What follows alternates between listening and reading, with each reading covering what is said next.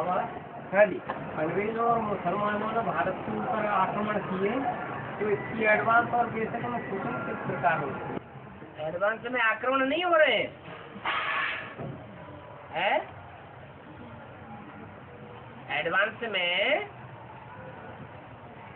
जो बीज रूप आत्माएं हैं और धर्मों की आत्माएं हैं, जिनकी बुद्धि में पूरा ज्ञान नहीं बैठता है,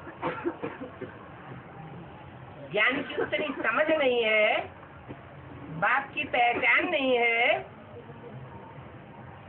आज बाप को बाप कहते हैं, खून से लिख करके देते हैं,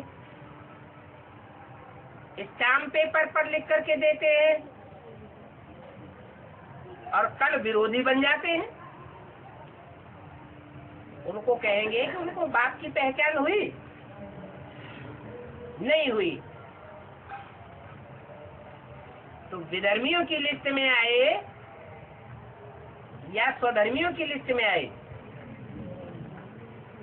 कौन से धर्म वालों की शूटिंग कर रहे हैं?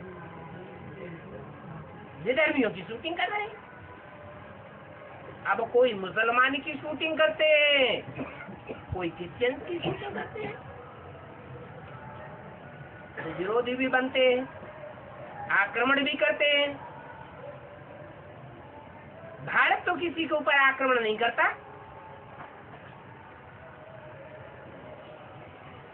आसुरी धर्म आक्रामक हैं, देवता धर्म आक्रामक नहीं होता है। विदेशी आक्रमणकारी हुए, विस्तारवादी हुए, भारतवासी आक्रमणकारी और विस्तारवादी नहीं होते हैं। और बाबा आए थे हरिभजन को कोठन लगे कपास। आए थे देवी देवता सनातन धर्म के पक्के बनने के लिए, और देवी देवता सनातन धर्म में जाने के बजाय कहाँ चले गए? हैं? अरे कहाँ चले गए? देवान के धर्म में चले गए या आत्माभिमानी बनने के लिए चले गए? देह को कपड़ा कहा जाता है, कपड़ा कपास से बनता है ना, है? तो आए थे हरि भजन को, हरि के पीछे भागने के लिए आए थे, और क्या करने लगे? हैं? देवान को बनाने लगे, कपास तैयार करने लगे। बाबा हमको तो गाड़ी में क्यों दिखाते हैं? का नाम ही है शंकर, मिक्स पार्ट है, न सतयुग के देवताओं का पार्ट है। पक्का सतयुग का देवता है क्या? देवताओं को दाढ़ी मूंछ होती है क्या? होती है? नहीं होती है। तो पक्का देवता भी नहीं है, और असुर भी नहीं कहेंगे। याद में बैठने वाले को असुर नहीं कहेंगे। वो संगम युग का है या कलयुगी आसुरी समय का है? याद में बैठने वाला, तपस्या करने वाला, श्रेष्ठ कर्म करने वाला है, या भ्रष्ट करने वाला, कर्म करने वाला भ्रष्टाचारी है? याद करने वाले को क्या कहेंगे? जैसे शास्त्रों में दिखाया है कि राक्षस तपस्या करते थे, और तपस्या में कोई विघ्न डालता है तो ब्रह्मा विष्णु महेश को अच्छा लगता है या खराब लगता है? पाप लगता है। तपस्या में बैठना माना देवत्व की ओर आगे बढ़ना। तो जो याद में बैठा हुआ दिखाया जाता है उसको असुर भी नहीं कह सकते। असुरों को दाढ़ी मूछ होती है, मनुष्यों को दाढ़ी मूछ होती है। मनुष्यों ने कहा जाता है जो मन को चलायमान करते हैं। मन चलायमान होता है तो इंद्रियां भी चलायमान हो जाती हैं। देवताओं का मन चलायमान नहीं होता। मन का काम है इच्छा करना, संकल्प विकल्प करना। देवताएं तो इच्छा मात्र विद्या होते हैं। जब इच्छा ही नहीं होती है तो फिर उनको देवता कहेंगे या असुर कहेंगे। इसलिए शंकर का पार्ट मिक्स पार्ट है। दाढ़ी मूछ वाला भी पार्ट है और क्लीन शेव वाला भी है। और अभी की वाणी में बाबा ने बोला है कि वहाँ विमान होंगे परंतु वो चकनाचूर नहीं होंगे। वहाँ बीमार होंगे तो विमान वहाँ विमान तो होंगे। हाँ हाँ माना प्रूफ होंगे, एक्सीडेंट नहीं होगा। सतयुग में तो विमान तो होंगे ही नहीं। पक्षी तो होंगे, बड़े बड़े पक्षी हो सकते हैं कि नहीं हो सकते हैं? तो बड़े बड़े पक्षी ही विमान होंगे। वो इशारे की भाषा समझेंगे। आंख का इशारा हुआ यूं मुड़ गए, आंख का इशारा हुआ यूं मुड़ गए, आंख का इशारा हुआ ऊपर उड़ गए, आंख का इशारा हुआ नीचे आ गए। बोलने की भी उनको दरकार नहीं पड़ेगी।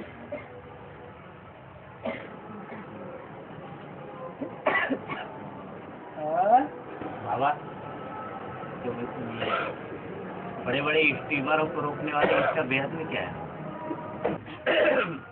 ऐसे ऐसे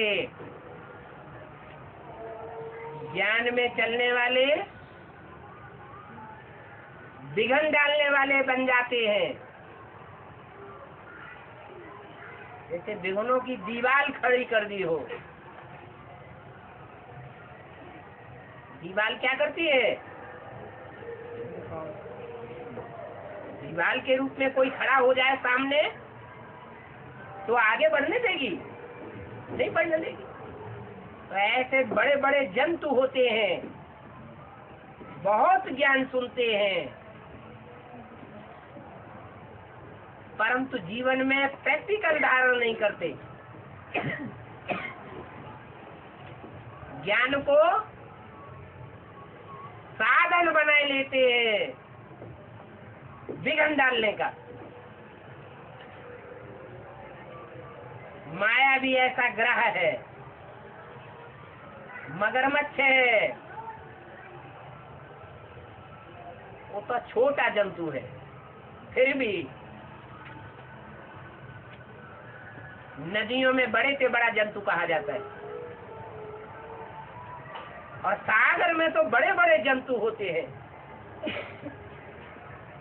जो बड़े बड़े जहाज के सामने आ जाए तो जहाज आगे नहीं जाता है, ठहर जाता है। हमारा भी पुरुषार्थ ठहर जाता है। ऐसे ऐसे विघन डालने वाले सामने आ जाते हैं। हम समझते भी हैं कि हमारे जीवन में ये भारी विघन है। और बाबा जैसे 5 पांडवों का गुरु द्रोणाचार्य बताया गया है। दोस्त बोलो। 5 पांडवों का गुरु द्रोणाचार्य बताया गया है। तो वो जब एकलव्य था तो उसको वो सोच रह करके उसने उसको पढ़ने के लिए मना कर दिया गया। हाँ तो एकलव्य को सूत्र बताया गया उसको। हाँ, इसका बेहद में आपको क्या है? जो एक को प्यार करने वाला हो, एक को ही मानने वाला हो, वो पति से पावन नहीं बन सकता है? बन सकता है। तो जो भी पति से पावन बनने वाली आत्माएं हैं, ऐसा पुरुषार्थी है, उन पुरुषार्थियों में कोई सूत्र भी है। सूत्र माने व्यभिचारी, अनेकों से संबंध जोड़ने वाले, परंतु एक के ऊपर अटल श्रद्धा है, तो वो भी पति से पावन बन सकते हैं। वो जरूरी नहीं है कि उनको कोई मनुष्य गुरु पढ़ाने वाला हो, क्योंकि मनुष्य गुरु जो होगा वो सागर समान होगा या घड़ा होगा। घड़ा बड़ा होता है या सागर बड़ा होता है? सागर बड़ा होता है। दोनों माने घड़ा, वो बुद्ध रूपी घड़ा कितना भी बड़ा घड़ा हो, परंतु फिर भी सागर समान नहीं हो सकता। और ज्ञान सागर है एक, उस ज्ञान सागर को उसने गुरु बनाया, इसलिए उसका नाम पड़ा काम के आधार पर एकलव्य। परंतु ऐसा उच्च पुरुषार्थ करने वाला,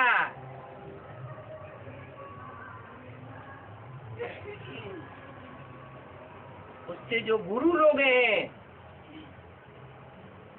वो ईर्ष्या करेंगे या प्यार करेंगे? ईर्ष्या करने लग पड़ते हैं, और ईर्ष्या में आकर उसका आत्मा रूपी अंगूठा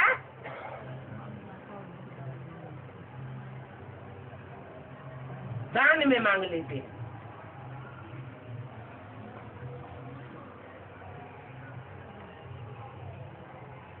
हर आत्मा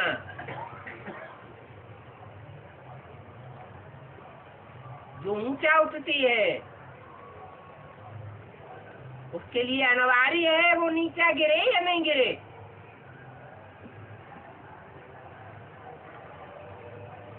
अरे जो जितना ऊंचा उठता है वो नीचा गिरता है कभी न कभी, या नहीं गिरता है?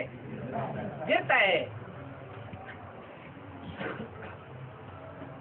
तो जो एकलव्य नारायण की आत्मा है, नर से नारायण बनने वाली,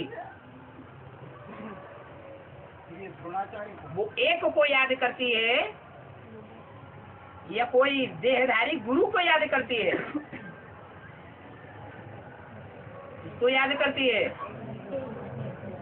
एक ऊंची से ऊंची ज्ञान सागर को याद करती है। इसलिए एकलव्य कहा जाता है कि देहधारी गुरु को मानने वाली नहीं है। गुरु लोग उसे नीचा गिराते हैं। इसलिए अंतिम जन्म में वो आत्मा भी नीचे गिरती है। कौन है? एकलव्य। और बाप आकर उसको उसी जन्म में ऊंचा से ऊंचा पाठ दिलाई देते हैं, ऊंचा उठाई देते हैं। और आवाज चलती चक्री देखकर दिया कबीरा लोग दो पाटन के बीच में सावर रचना है सृष्टि पर। ये दो पाटन कौन है? एक है आकाश और एक है धरती। ये चक्की रूपी चकिया के दो पार्ट हैं। हम दोनों के बीच में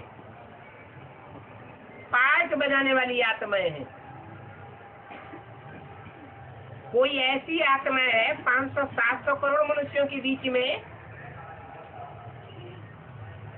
जो पतित न बनती हो, खंडित न होती हो,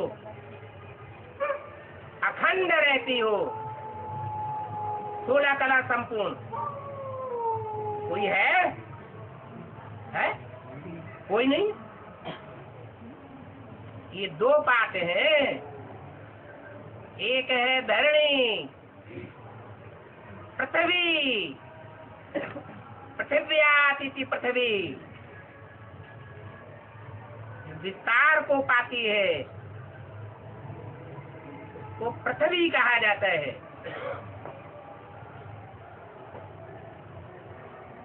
पृथ्वी में सभी देशों का समावेश हो जाता है। सिर्फ भारत देश को पृथ्वी कहा जाता है? सभी देशों को मिलाकर के पृथ्वी कहा जाता है। तो पृथ्वी पर हम सभी आत्माएं पार्ट बजाने वाली है। ये चक्की चलती रहती है 84 जन्मों की, और सब आत्माएं इसमें टुकड़े टुकड़े होती रहती है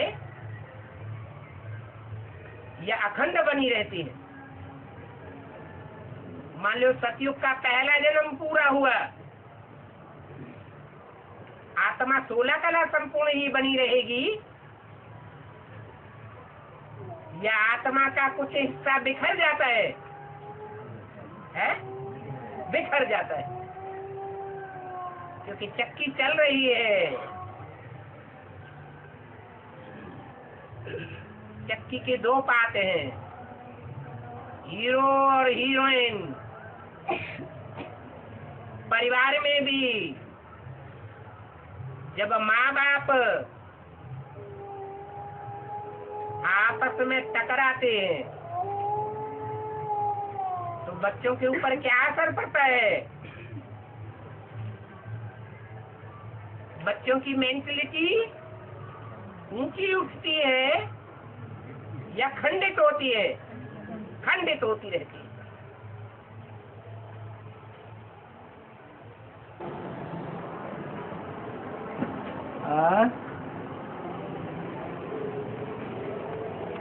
बाबा, द्रौपदी 5 यह बिहार का अर्थ क्या है?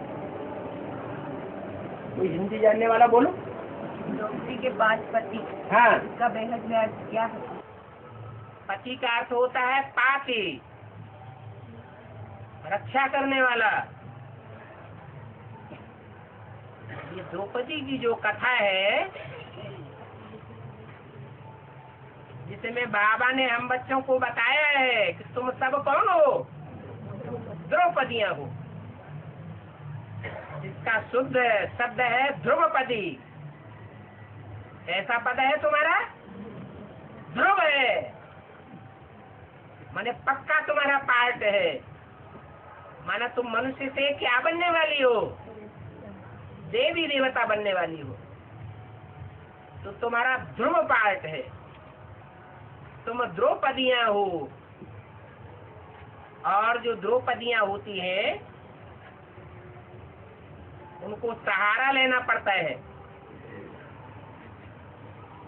तुम सब सीताएं हो, तुम सब द्रौपदियां हो, पार्वतियां हो।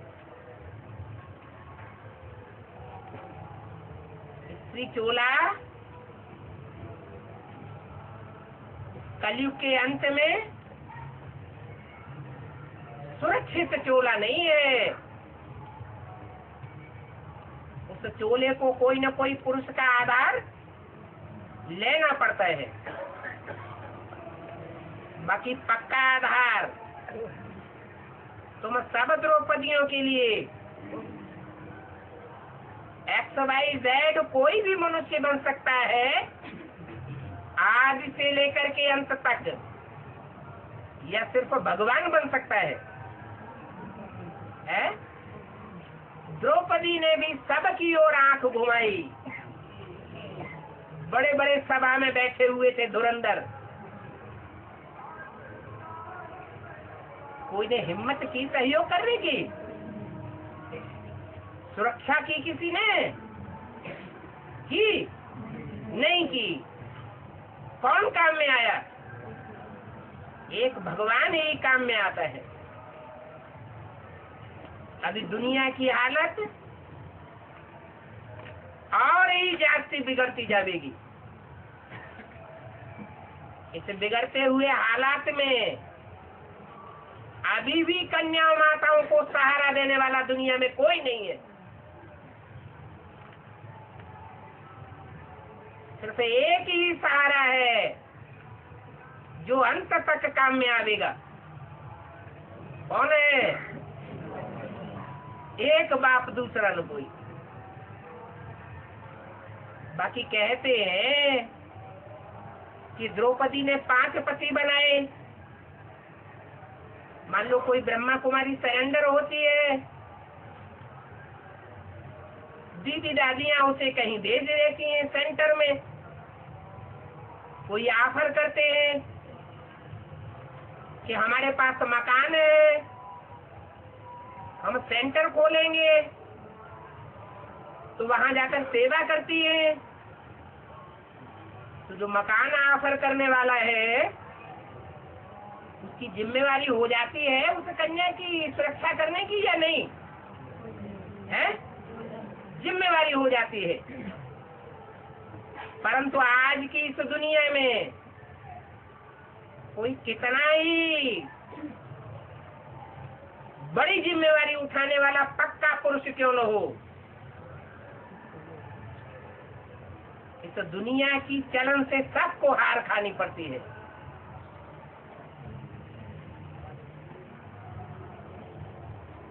खुद ही माया से हार जाते हैं। जब खुद ही हार गए तो उस द्रौपदी की रक्षा करेंगे या भक्षक बन करके बैठ जाएंगे? क्या करेंगे? भक्षक बन जाते हैं। अभी थोड़े ही वर्षों में साबित हो जाएगा कि जो रक्षक बन करके बैठाए गए थे, पति बन करके बैठे थे, पति माने रक्षक, वो कैसे भक्षक बने पड़े हैं।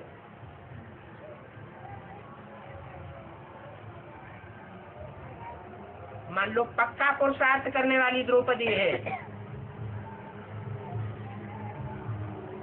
तो एक जगह से छुटकारा पावेगी, दूसरे सेंटर में जावेगी, तो वहां भी रक्षा करने वाला जो होगा वो भगवान होगा या मनुष्य ही होगा? भगवान ही होता है। मनुष्य गुरु जितने भी होते हैं वो सब शैतान बनकर के बैठ जाते हैं। कोई भी भगवान बनकर पति परमेश्वर का पाठ अंत तक नहीं बजा सकता। जैसे कराची में हिंदुस्तान पाकिस्तान का जब बंटवारा हुआ, हिंदू मुसलमानों के बीच खून की नदियां बहीं। उस समय जिन्होंने पति बनकर के पत्नी को 7-7 सालों के अंदर बंद करके रखा था, जब खून खराबा हुआ तो छोड़ करके भाग गए। सुरक्षा कर पाई क्या? अपनी जान बचाने की लाले पड़ गए। तो एक छोटा सा नजारा था आदि का, जो आदि में तो अंत में होने वाला है।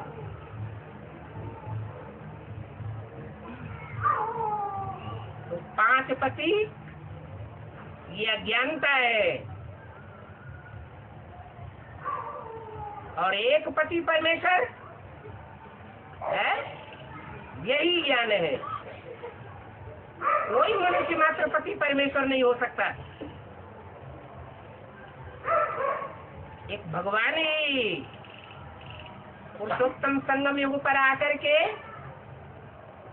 पति परमेश्वर का सच्चा पाठ बजाता है। और बाबा जो स्थूल आपको चंदे होते हैं वो बाबा को साकार में निराकार कैसे आते हैं?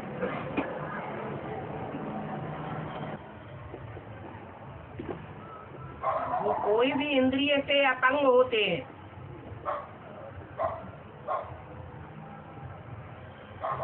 इंद्रियां तो साधन है,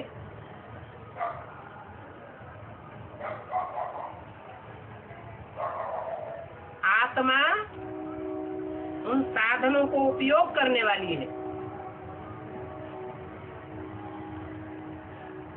कोई इंद्रिय अपंग होती है, मान लो इंद्रियों में मुख्य है आंखें, और आंखों से अंधा है, तो आत्मा की जो शक्ति आंखों में जानी चाहिए वो और इंद्रियों में वितरित हो जाएगी या नहीं हो जाएगी? आत्मा की शक्ति आंखें नहीं है, तो आंखों की जगह और इंद्रियों में शक्ति भरने लग पड़ती है। बहुत से अंधे ऐसे देखे होंगे जो सिर्फ स्पर्श करने मात्र से व्यक्ति को पहचान लेते हैं। उनके स्पर्श करने की शक्ति बढ़ जाती है। तो ऐसे नहीं है कि आंखें ही देखने का काम करती हैं, उनकी और इंद्रियों में भी देखने की शक्ति होती है, अनुभव करने की शक्ति होती है। इसलिए ऐसे नहीं समझना है कि जो अपंग है वो भगवान के साकार स्वरूप को अनुभव नहीं कर सकते। जैसे मान लो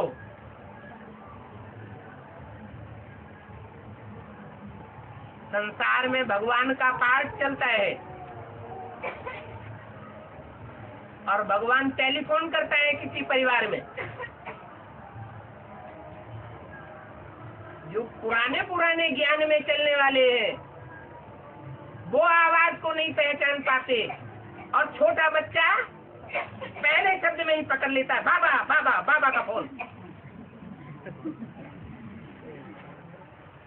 तो बच्चे की तो इंद्रियां उतनी विकसित नहीं हुई है, तो भी पहचान लेता है। और जिनकी इंद्रियां पूरा कार्य कर रही है, पूरा दुनिया का अनुभव ले रही है, वो नहीं पहचान पा रही। ऐसे ही अंधों के विषय में भी कहा जा सकता है। अंधे दुनिया को इन आंखों से देखते ही नहीं है। और मुरली में तो भगवान बाप ने बोला हुआ है, इन आंखों से जो कुछ देखते हो वो सब भस्म हो जाने वाला है। इन आंखों से देखते हुए नहीं देखना है। तो अंधों को फायदा हुआ या नुकसान हुआ? हा? फायदा हो गया। और हमारी ये आंखें तो बड़ा गड़बड़ कर रही है, हम तो घाटे में आ गए।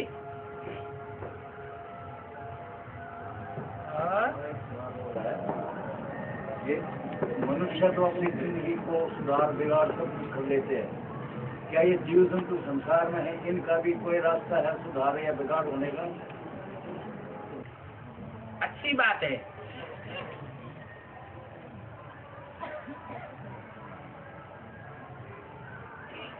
अपने अपने कुल का सब सोचते हैं, पराये कुल का सोचने वाले बहुत थोड़े होते हैं। अपने हमजिन्स के लिए सबकी बुद्धि जाती है सहानुभूति में। तो हम मनुष्य हैं, मनुष्यों में तो मन बुद्धि होती है। वो मन बुद्धि की पावर से भगवान को पहचान लेते हैं और नंबरवार पुरुषार्थ अनुसार पहचानते हैं, इसलिए उनका कल्याण जल्दी हो जाता है। परंतु जानवरों में, पशु पक्षियों में, कीड़े मकोड़ों में बुद्धि, मन बुद्धि नहीं होती है, इसलिए वो बेचारे पहचान नहीं सकते। जड़त्वमयी बुद्धि होती है।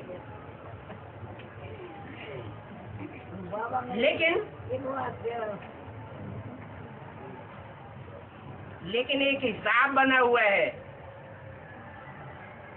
जैसा संग वैसा रंग। जंगल में जीव जंतु रहते हैं,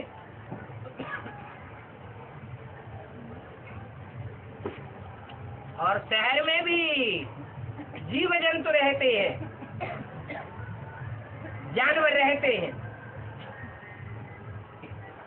जंगल के जानवर ज्यादा बीमार पड़ते हैं या शहरों में, गांवों में रहने वाले जानवर ज्यादा बीमार पड़ते हैं? क्यों?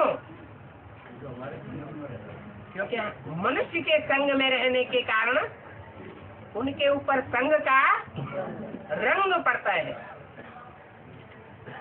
बल उनमें मन बुद्धि नहीं है तो भी संग का रंग पड़ता है। उनके वाइब्रेशन में प्रभावित होते हैं। वाइब्रेशन से, वाचा से, कर्म इंद्रियों से जो प्रभावित होते हैं वो कमजोर आत्माएं हैं या पावरफुल आत्माएं? क्या कहें? कमजोर आत्माएं हैं। उन्हें जानवर बुद्धि कहेंगे या मानवीय बुद्धि कहेंगे? क्या कहेंगे? जानवर बुद्धि है। भक्ति मार्ग में भी कहते हैं मनुष्य आत्मा 84 लाख योनियों में भ्रमण करती है।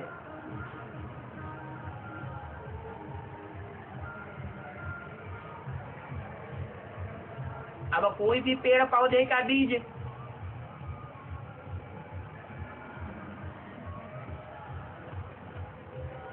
क्या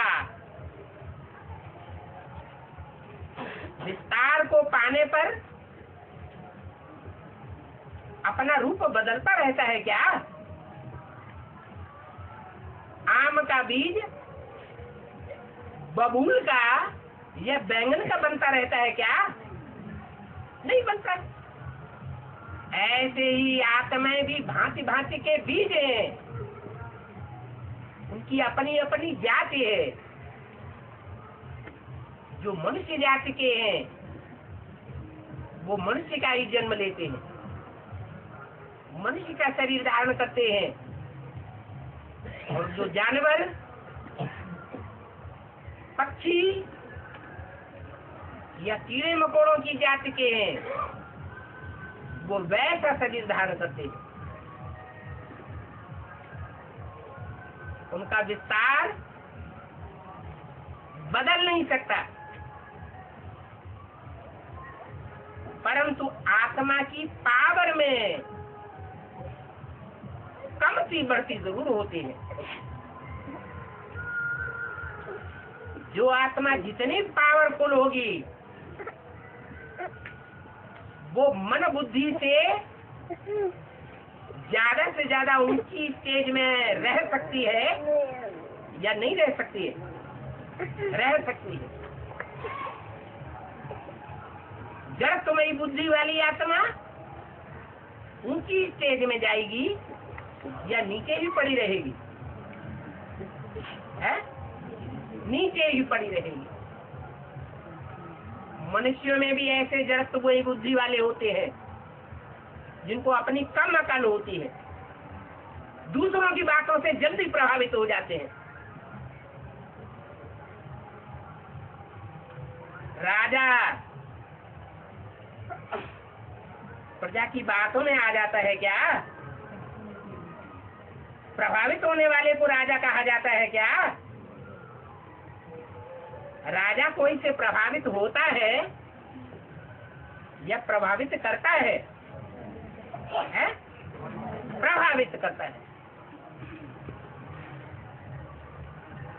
प्रभावित होने वाली बुद्धि जानवर बुद्धि है, जो कभी किसी से प्रभावित नहीं होता या एक से ही प्रभावित होता है, वो पावरफुल आत्मा है। बाबा ने भी बोला है, बुद्धिमान लोग बिना प्रूफ और प्रमाण के कोई की बात मानने के लिए तैयार नहीं होते हैं। तो बुद्धिमानों की बुद्धि कौन है? कौन है?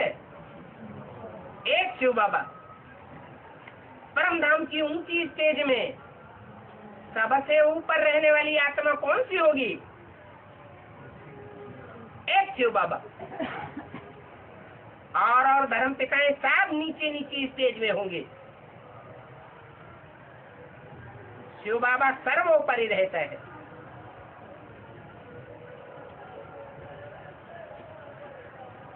के बाद ब्रह्मा विष्णु शंकर, फिर और धर्म पिताएं दिखाई जाती हैं।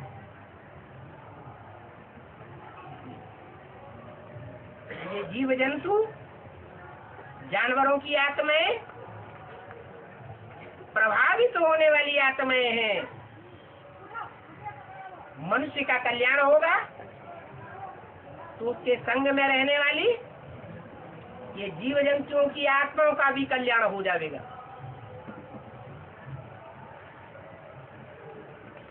क्या सतयुग में जानवर नहीं होंगे? होंगे, लेकिन सुखदायी जानवर होंगे या दुखदायी होंगे? सुखदायी होंगे। वो सुखदायी कैसे बने?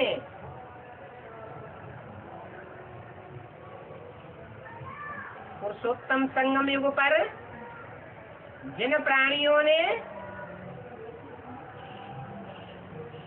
उन श्रेष्ठ योगी आत्माओं का संग किया है, उनके वाइब्रेशन में रही है, वो श्रेष्ठ बन जाती है, सुखदायी बन जाती है। उनके ऊपर उन श्रेष्ठ योगियों के वाइब्रेशन का असर पड़ जाता है। इसलिए शास्त्रों में गाय में है कि ऋषियों मुनियों के आश्रमों में शेर और गाय एक घाट पर पानी पीते थे। उन ऋषियों मुनियों को शेर चीतों का डर नहीं होता था।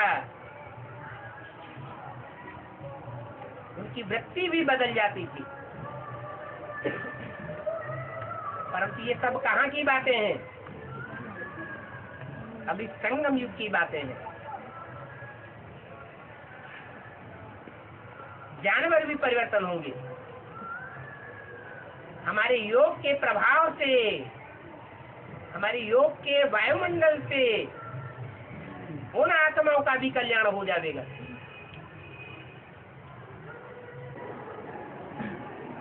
और शिव का साकार पाठ और शंकर, शिव का साकार पाठ, शंकर का साकार पाठ में अंतर क्या है?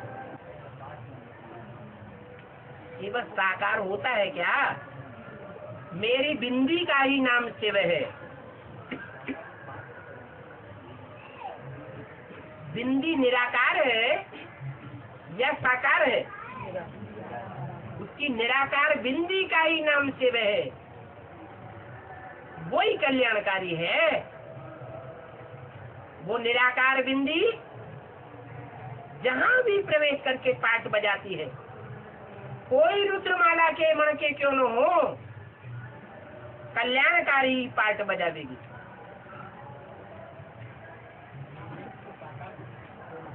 वो कभी साकार होता ही नहीं।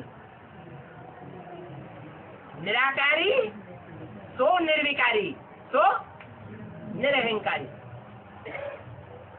तो शिव को तो साकार कहना है, ये तो अज्ञानता की बात हो गई। इसलिए प्रश्न को सुधारो। हाँ बोलो। शिवलिंग जिसे कहते हैं वो शिव नहीं है, शिवलिंग है। लिंग में और शिव में अंतर है। शिव बिंदी का नाम है। लिंग में जो बिंदी रखी जाती है वो सुप्रीम सोल शिव की यादगार है, और लिंग बिंदी नहीं है। बड़ा रूप है या छोटा रूप है? क्या है? बड़ा रूप है। वो लिंग यादगार है उस बड़े रूप की, जिसमें अति सूक्ष्म शिव प्रवेश करता है। इसलिए शिव तो सदैव निराकार है, और शंकर जिसमें मुकर्रर रूप से प्रवेश होता है, वो पुरुषार्थी जीवन में कभी साकार और कभी निराकार है। जब सदैव निराकार बाप समान बन जाता है, तब शिव शंकर दोनों को मिलाकर एक कर दिया जाता है। जहाँ जहाँ शिव का नाम होगा वहाँ वहाँ किसका नाम ऐड करेंगे? शंकर का ही नाम ऐड करेंगे। विष्णु का भी ऐड नहीं करेंगे, पार्वती का भी ऐड नहीं करेंगे, ब्रह्मा का भी नाम ऐड नहीं करेंगे। 33 करोड़ देवताओं में से कोई भी देवता का नाम शिव के साथ ऐड नहीं करेंगे। क्यों? क्यों? क्योंकि जो होते सो अर्जुन, जो पहले पहले कार्य करके दिखावे, वो अर्जुन कहा जाता है। इसलिए शिव सदैव निराकार है, और शंकर सिर्फ पुरुषोत्तम संगम पर निराकारी स्टेज को धारण करता है। वो सदैव निराकार नहीं है। अगर सदैव निराकारी होता तो मंदिरों में जो यादगार मूर्तियां बनी हुई हैं, वो मूर्तियां मूर्त अर्थात साकार रूप की यादगार है या निराकार की यादगार है? मूर्त माने क्या? अमूर्त माने क्या? मूर्त माने साकार, जिसकी मूर्ति हो, और अमूर्त माने निराकार। शिव की मूर्ति नहीं बन सकती। उसका तो नाम ही है शिव है। मेरी बिंदी का ही नाम शिव है, मेरे शरीर का नाम शिव नहीं है। जब शरीर में प्रवेश करते हैं तो नाम बदल जाता है।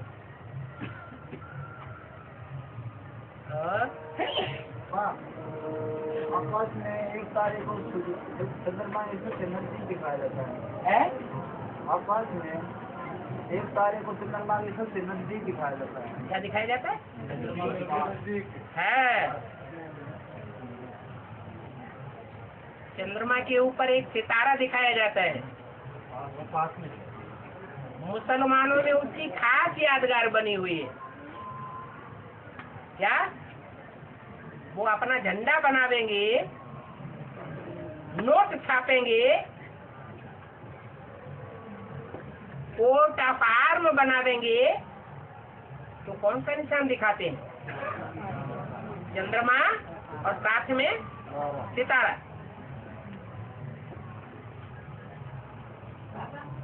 और ब्राह्मणों की संगमी की दुनिया में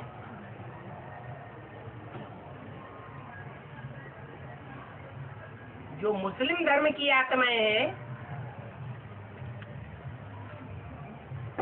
उनकी पहुंच चंद्रमा तक है, सितारों तक है, आत्मा रूपी सितारे, या सूर्य तक है?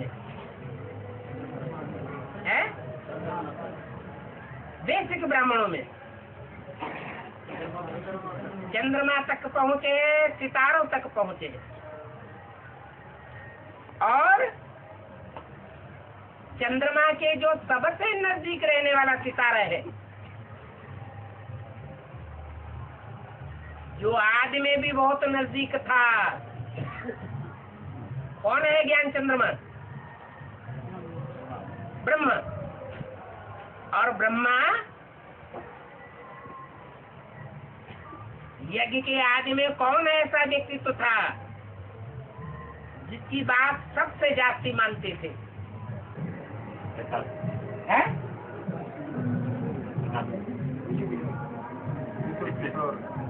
है?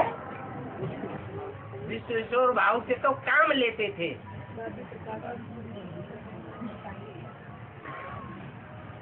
की बात नहीं मानते थे। जिसकी बात मानते थे, जिसके प्रवचन बैठ करके सुनते थे, जिसके डायरेक्शन पर चलते थे, जिसके लिए मुरली में आया है, उनमें बाप प्रवेश करके सुनाते थे, डायरेक्शन देते थे। वो कौन था?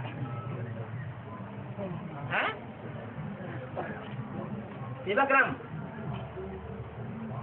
अंत तक सेवक राम की बात मानते रहे। है? अरे वो अंत तक ब्रह्मा बाबा यज्ञ के आदि में सेवक राम की बात मानते रहे, या दोनों में झगड़ा हो गया तो किसकी बात मानते रहे? कोई सितारा था जो बहुत नजदीक था। जैसे ब्राह्मणों की दुनिया में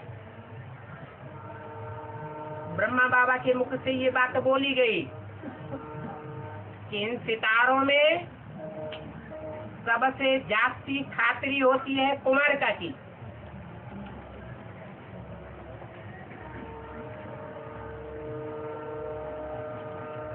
तो कुमारिका दादी भी यज्ञ के आदि में किसके डायरेक्शन पर चलती थी?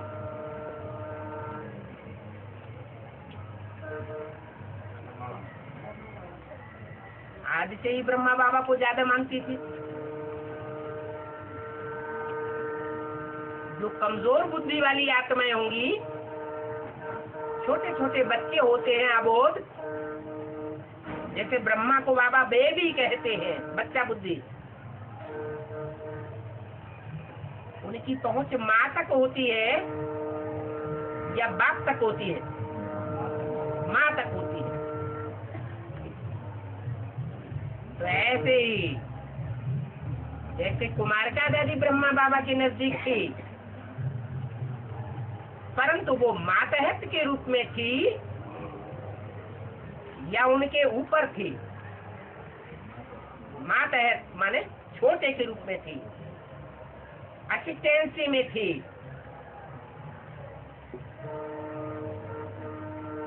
उनकी खातिरी की बात तब की बताई गई है जबकि मम्मा ने शरीर छोड़ दिया था, और उस आत्मा ने तो पहले ही शरीर छोड़ दिया था, जिस उसके डायरेक्शन पर ब्रह्मा बाबा चलते थे।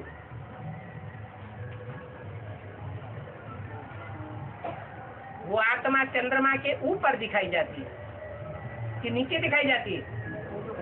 ऊपर दिखाते हैं। तो कौन है जो अभी एडवांस पार्टी में आने के बावजूद भी, समर्पित होने के बावजूद भी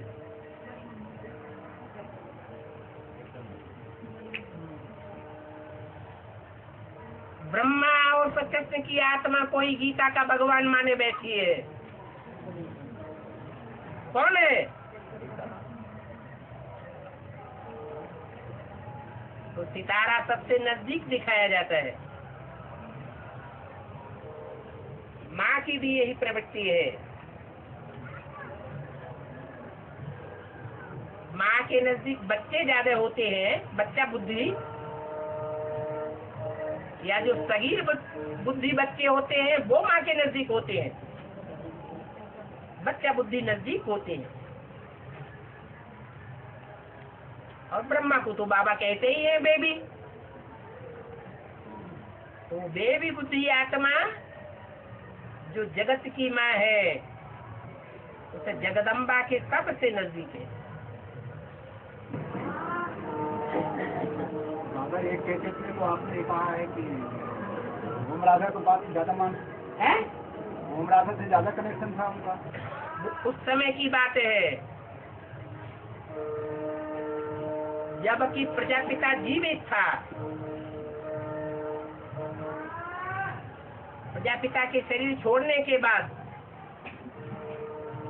या प्रजापिता के भागीदार के साथ संघर्ष होने के बाद वो बात लागू नहीं होती है। वो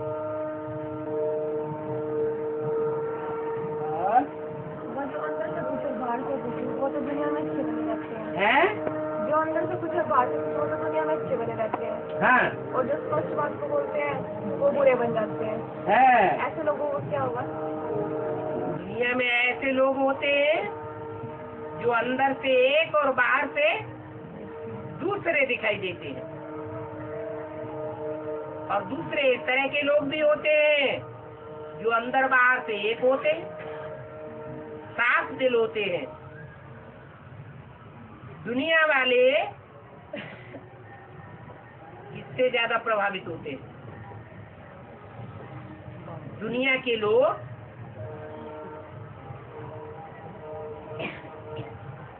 झूठे से ज्यादा प्रभावित होते हैं, या अंदर बाहर जो एक होता है उससे ज्यादा प्रभावित होते हैं। झूठों से ज्यादा प्रभावित होते हैं। इसलिए बाप दादा ने बोला है इस ब्राह्मण परिवार में भी जो अंदर एक और बाहर से दूसरा है, वो तो ब्राह्मण परिवार के लिए बहुत खौफनाक खतरनाक है। ऐसा खौफनाक खतरनाक मेरे नजदीक नहीं आ सकता। माने मेरे साकार स्वरूप के संग का रंग नहीं ले सकता। तो दुनिया प्रश्न है कि जो अंदर से एक और बाहर से दूसरे होते हैं उनको दुनिया बहुत पसंद करती है। जो अंदर से और बाहर से सच्चे होते हैं वो बेचारे धक्के खाते रहते हैं। तो दुनिया की पसंदगी के ऊपर चलना है या बाप की पसंदगी के ऊपर चलना है? कहते तो है बाप की पसंदगी के ऊपर चलना है, लेकिन रोना ये रहते हैं कि दुनिया वाले हमारी बातें नहीं मानते।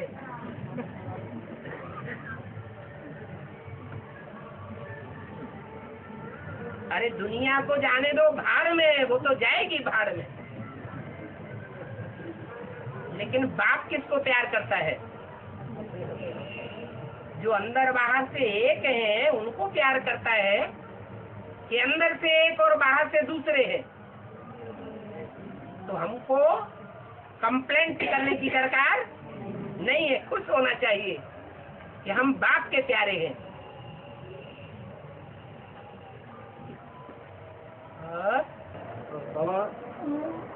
जब आत्मा और सुप्रीम सोल बाप ये जो परम धाम में होते हैं उस टाइम पे इनकी जड़ होती है चेतन।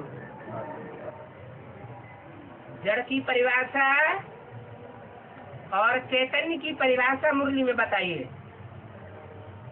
बोलते चालते को चैतन्य कहा जाता है, और जो बोलता भी नहीं है अर्थात आवाज भी नहीं करता है और हलन चलन भी नहीं करता है, उसको जड़ कहा जाता है।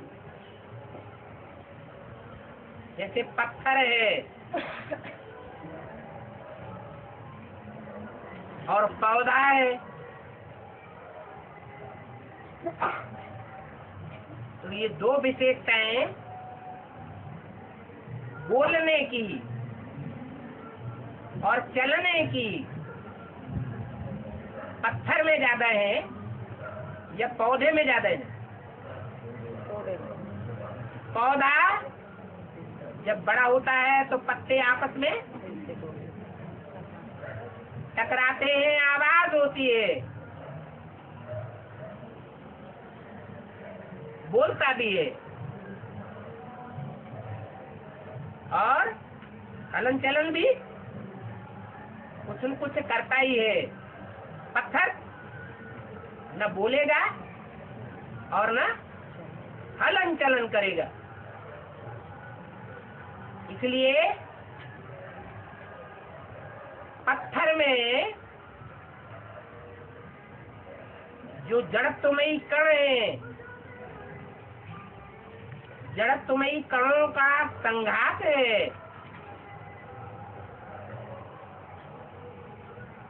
वो जड़ कहा जाएगा।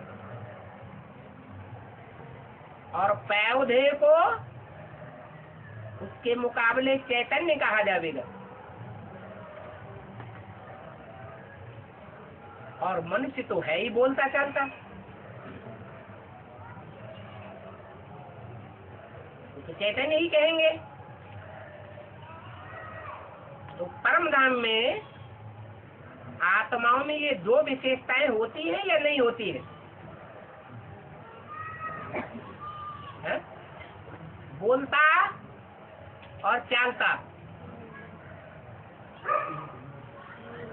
है, नहीं होती है।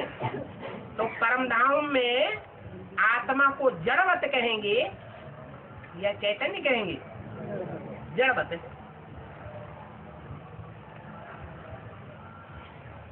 इसलिए जो आत्माएं परम धाम में जितने ज्यादा लंबे समय तक रहती है वो जड़त्वमयी बुद्धि वाली बन जाती है, भगवान को न पहचानने वाली बन जाती है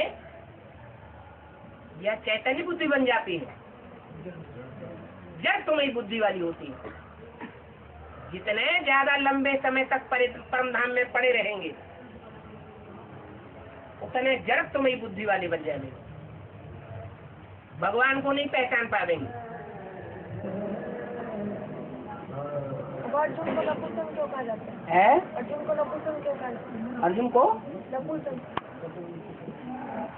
अर्जुन को हमेशा नपुंसक नहीं कहा गया है।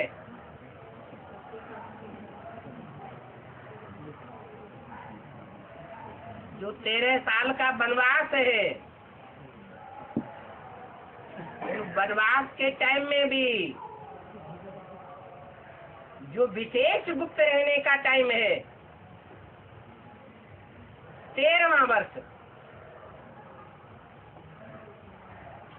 वो विशेष पुरुषार्थी जीवन का टाइम है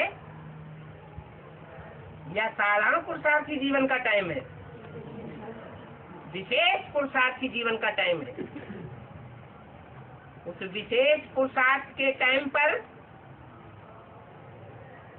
अगर इंद्रियां हलचल में आती रहेंगी तो फेल हो जाएगा या पास हो जाएगा? फेल हो जाएगा। इसलिए अर्जुन को वो अभिशाप भी वरदान बन जाता है। जो अभिशाप उसको मिला था अप्सरा के द्वारा वो वरदान साबित हो जाता है।